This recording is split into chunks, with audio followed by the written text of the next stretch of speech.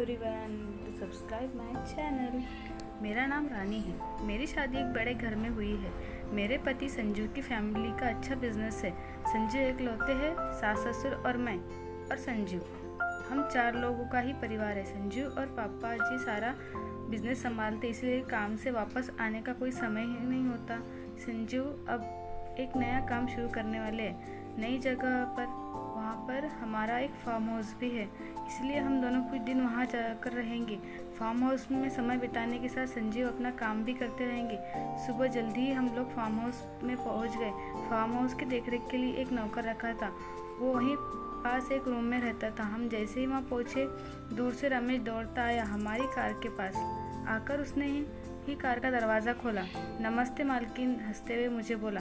संजीव ने कहा, यह रमेश है, हमारे फार्म की देखभाल करता है। मैं अंदर जाकर बैठी। थोड़ी देर बाद संजीव अपने काम में बिजी हो गए। उन्होंने रमेश को कहा कि मैडम को फार्म दिखा दो। रमेश बोला, ठीक है साहब। वो मुझे फार्म दिखाने ले गया। फार्म में हम घूम रहे थे, तब गेट के बाहर लगभग 6-7 साल की लड़की ने रमेश को आवाज़ लगाई। वो स्कूल से वापस जा रही थी। रमेश बोला, मैडम मैं आता हूँ। वो गेट पे खड़ा उस लड़की से बातें करने लगा। मेरी नज़र पड़ी तो लड़की मेरी तरफ ही देखे जा रही थी। फिर वापस आकर बोला, मैडम आप आराम करिए, मैं आता हूँ। ऐसा बोलकर वो चला गया। अगले दिन सुबह फिर संजीव अपने काम के से जल्दी चले गए। मैं सुबह सोकर उठते ही मुझे दरवाजे पर रमेश दिखाई दिया। मैंने पूछा, क्या कर रहे हो यहाँ पर? बोला, मैडम अभी आया हूँ चाय लेकर।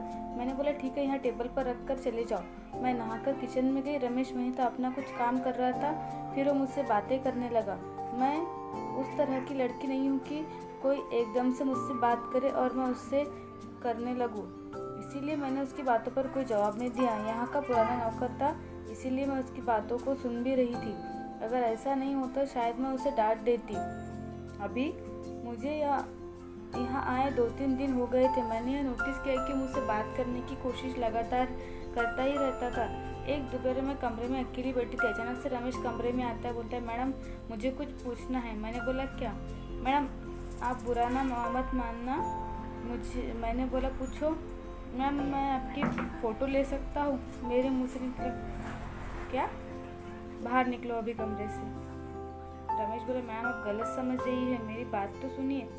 मुझे पता नहीं क्यों गुस्सा आ गया। मैंने बोला, बाहर निकलो या अभी तुम्हारे साहब को फ़ोन करूँ। इतना बड़ा घर और मेरे लिए तो ये अनजान ही था। ऊपर से वह इस तरह की बातें कर रहा था।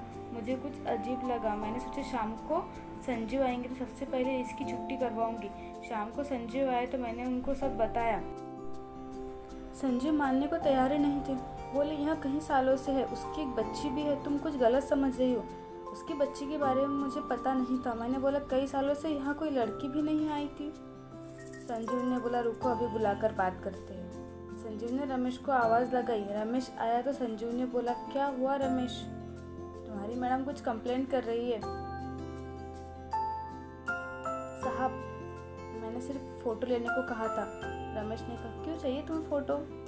रमेश बोला, साहब आप तो जानते हैं मेरी 7 साल की एक बच्ची है।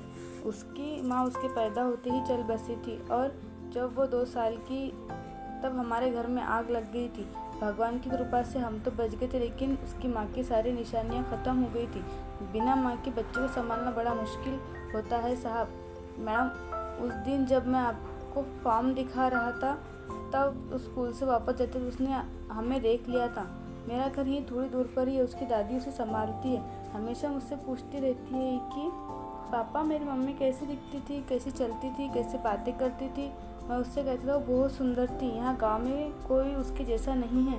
आपको जब देखा तो उस दिन उससे यहाँ पूछा, क्या पापा मम्मी ऐसी थी? मैंने उससे हाँ ऐसी थी। तब से ज़िद पर अड़ी है कि मुझे मैडम से मिलना है। वो मेरी मम्मी जैसी स्कूल नहीं जा रही है, इसीलिए आपसे बात कर रहा था कि आपको यहाँ सब बता सकूँ, लेकिन आपका स्वभाव अलग है। फिर उसने आज सुबह से कुछ खाया नहीं। बोल रही है फ़ोटो लाना, मेरे स्कूल वाले दोस्तों को दिखाऊंगी कि मेरी मम्मी कैसी थी। रमेश की बातें सुनकर मुझे अपने आप पर गुस्सा आया। संजीव ने रमेश को चुप कराया और कहा कि बच्ची को वहाँ क्यों रखते हो, उसे यहीं रखो, इतना बड़ा फार्म हाउस है, कल बच्ची को लेकर आओ। सुबह वो बच्ची को लेकर आया। बच्ची को दूर से ही मुझे देखा, शायद अब भी वहाँ झिझक रहा था। मैं खुद बच्ची के पास गई, बोला अरे हम यहाँ 4 दिन से आए हैं और आप अब आ रही है। मेरे ऐसा कहने पर बच्ची के चेहरे पर जो मुस्कान आई वो अनमोल थी। वह मुझसे लिपट गई। जब तक मैं वहाँ रही मैं उसके साथ ही खेलती और हंसती रहती। एक अलग ही खुशी मिल रही थी। अब वो एक वजह बन गई थी मेरे वहाँ बार बार जाने की। दोस्तों, हर इंसान गलत नहीं होता। इंसानियत अभी भी है इस दुनिया में, वरना दुनिया तो कब की ख़त्म हो जाती। तो कैसी लगी आपको मेरी ये कहानी? अगर मेरी कहानी आपको अच्छी लगे तो प्लीज़ मेरे चैनल को लाइक, शेयर और सब्सक्राइब ज़रूर कीजिएगा और आगे दोस्तों में शेयर कीजिएगा और बेल आइकन को प्रेस करना ना भूलिएगा ताकि मेरे आने वाले वीडियो का नोटिफिकेशन आपको मिल सके। Thank you for watching.